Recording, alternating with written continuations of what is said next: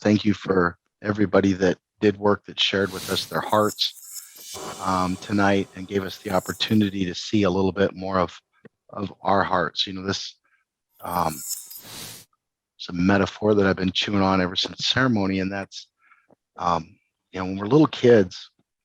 I can remember when I was a little kid and the boogeyman would come, and when the boogeyman would come, I would throw the blanket over my head, and I would tell myself that there was no boogeyman there, that there was no boogeyman there, that nobody was going to come to kill me. And sometimes that boogeyman was real. And in many of our lives, that boogeyman was real. And somewhere along the line, we covered up our heads and we wished we were somewhere else, and we imagined we were somewhere else, and we imagined that there was this protection. And then the lie came online and said, I'll protect you. And it took me forward, just plan forward, make sure that you don't put yourself in the situation again. Or it looked backwards to see what I missed so that I didn't fall in that trap again. And I had one foot in the lie that is tomorrow, and one foot in the lie that is yesterday, and I had no feet in now. And now is really the only time I have.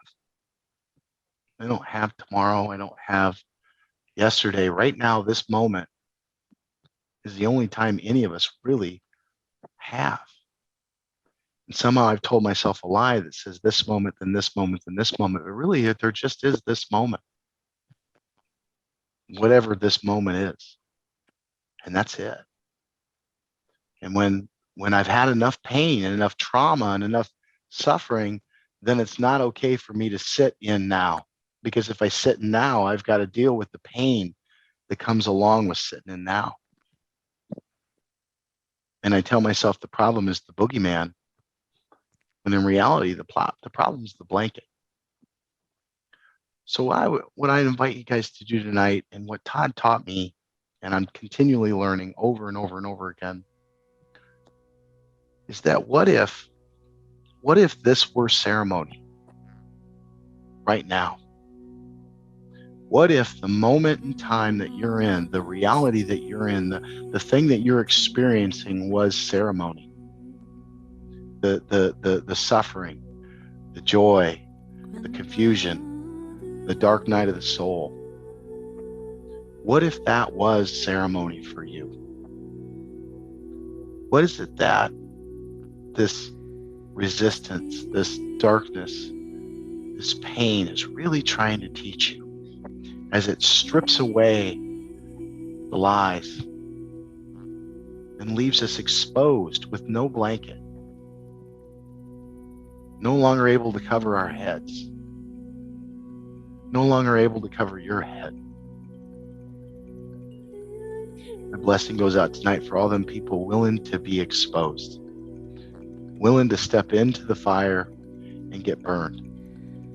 Because I believe that's the only way that this world is going to get any better, is by me willing to be exposed and be raw and be real, but do it in a place that's safe with the tribe of people that you know got your back. So my blessing goes out to those people that are raw. My blessing goes out to this tribe for making this space safe enough for people to come do their work, to uncover who they really are, to strip away another layer of the lie, to see the truth. Because sometimes the truth is hard, but it's not as bad as living in the lie. I'd rather do the hard truth than live the ugly lie. So bless you guys. Bless you for who you are. Bless you for who you want to be. Bless you for those parts of you that you don't even know exist yet. And I hope that you leave this week, spend this week in some kind of koan. And the koan for me is going to be, where do I see myself lower than I really am? Where do I choose to buy into the lie that somehow I'm going to know what tomorrow brings? Like, if I would have told any of you 2 years ago that when you walked into a bank, you had to wear a mask on, you'd tell me I was crazy. Without a shadow's doubt, you'd tell me there's absolutely no way that you're going to be able to walk into a bank wearing a mask. And if you try to walk into a bank today without a mask on, you're liable to be shot. So with that in mind, what makes you think you know what's coming? And I'm not saying that to you, I'm saying that to me, right? What makes me think that somehow I can predict the next happening? But when I allow myself to be centered and grounded and know who I am, allow myself to get firm rooted in the belief of who I am, and then let all the other stuff go, somehow, some way, things start to change. So today, allow yourself, if you've got a koan that you're working on, work on that koan. But if you need a koan, my invitation to you would be, give yourself permission just this week. It's a new concept I picked up called try on a truth.